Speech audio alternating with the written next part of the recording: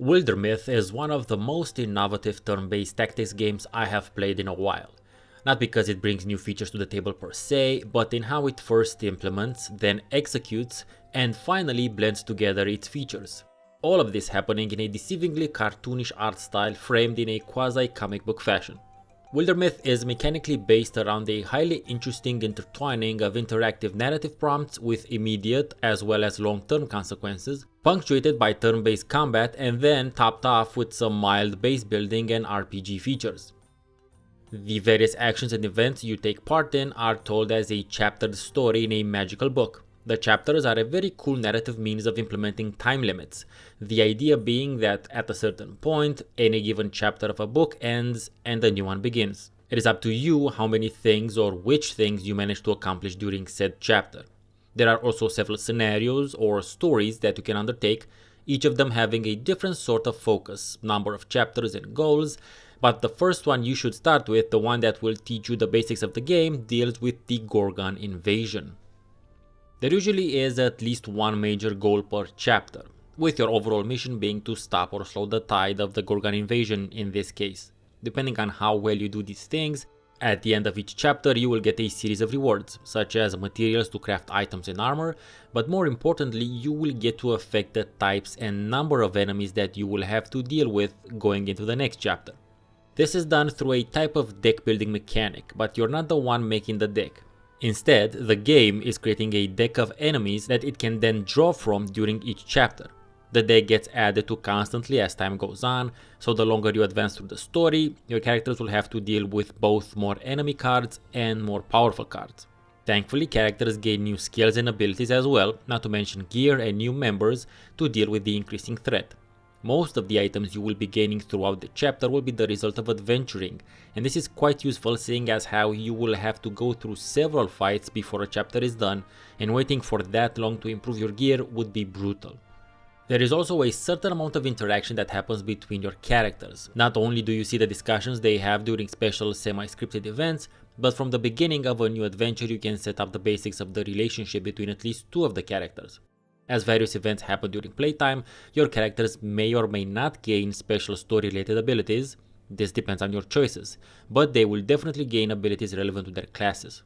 There are three classes: Warrior, Hunter, and Mystic, and while the first two bring to the table pretty much what you'd normally expect, the latter does something really nice and special.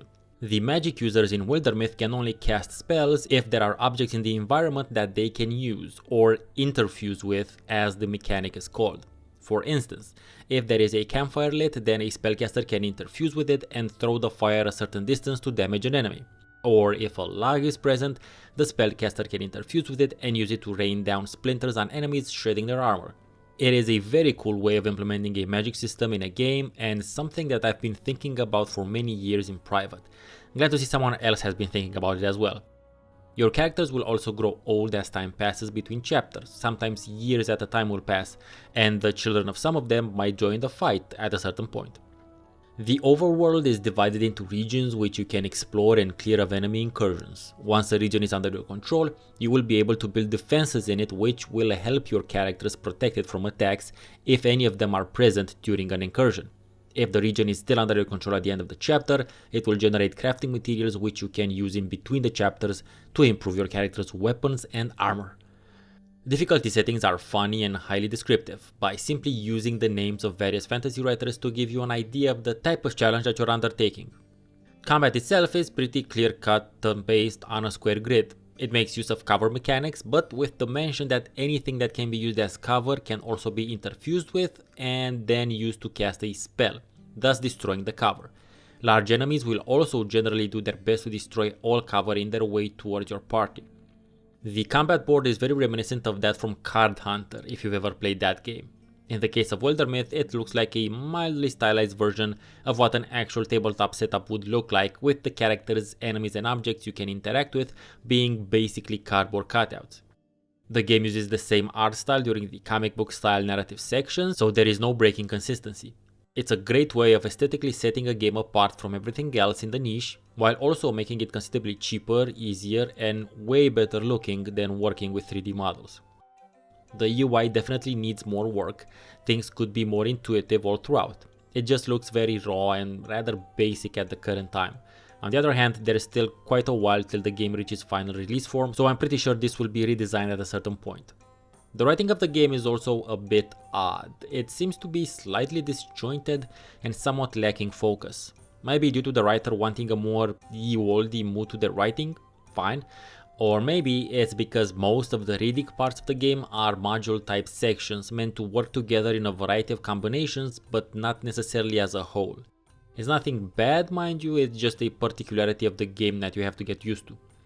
Wildermyth is currently in early access on Steam, but it already offers quite a bit of content for the price. And if you're a turn-based combat fan who loves getting super involved in the narrative aspects of the story, then you should definitely consider at the very least taking a closer look at Wildermyth.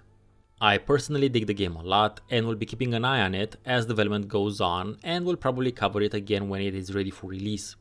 Make sure to check out the rest of my turn-based tactics playlist if you want to get the lowdown on some more indie titles. The dev team is very communicative, especially on their Discord channel, and they update the game with new content on a constant basis. Does Wildermyth look like the type of game for you? Let me know in the comments. Thank you very much for watching. I have been Steven Ansens, have a great rest of your day, and see you next time.